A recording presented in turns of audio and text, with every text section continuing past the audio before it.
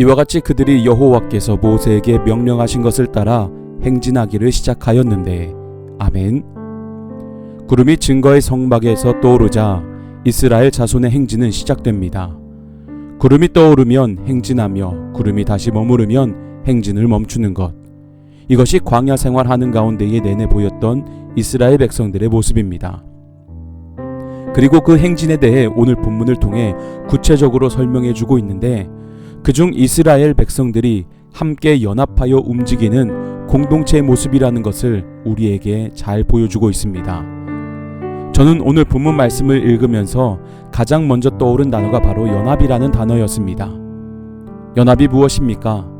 사전적 의미로 보자면 두 가지 이상의 사물이 서로 합동하여 하나의 조직체를 만듦 또는 그렇게 만든 조직체라고 기록되어 있습니다.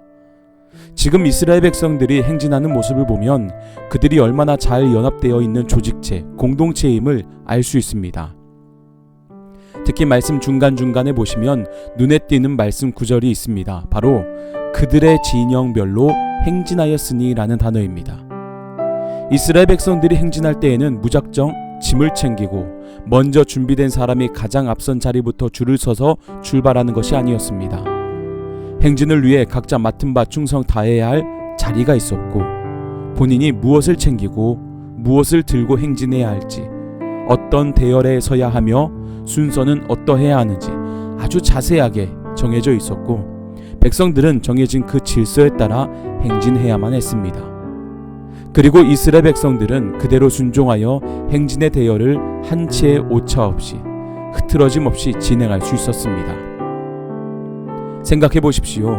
사실 질서가 없었다면 굉장히 복잡했을 것입니다.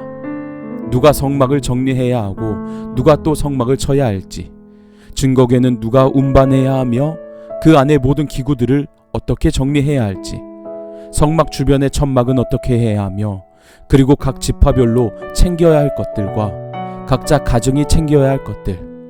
질서가 없었다면 굉장히 복잡하였을 것입니다. 하지만 하나님의 명령에 따라 그들에게는 직분이 주어졌고 이에 따른 질서가 있었습니다. 그리고 이들은 이러한 질서 가운데 함께 연합하는 모습을 보여주었습니다. 질서와 연합은 꼭 함께 서로 이어주고 따라주는 단어들이 되어야 합니다. 질서 가운데 연합이 있어야 하며 연합이 있기 위해서는 반드시 질서를 따라야 한다는 것.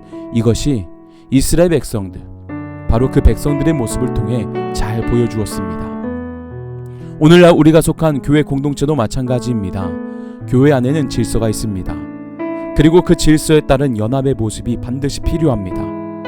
연합이라는 것은 나에게 맡겨진 자리를 충성 다해 감당해야 하는 것이며 동시에 서로의 자리를 존중하며 질서대로 앞장설 때에는 앞서고 물러서야 할 때에는 물러설 줄 아는 겸손함이 함께 있어야 합니다.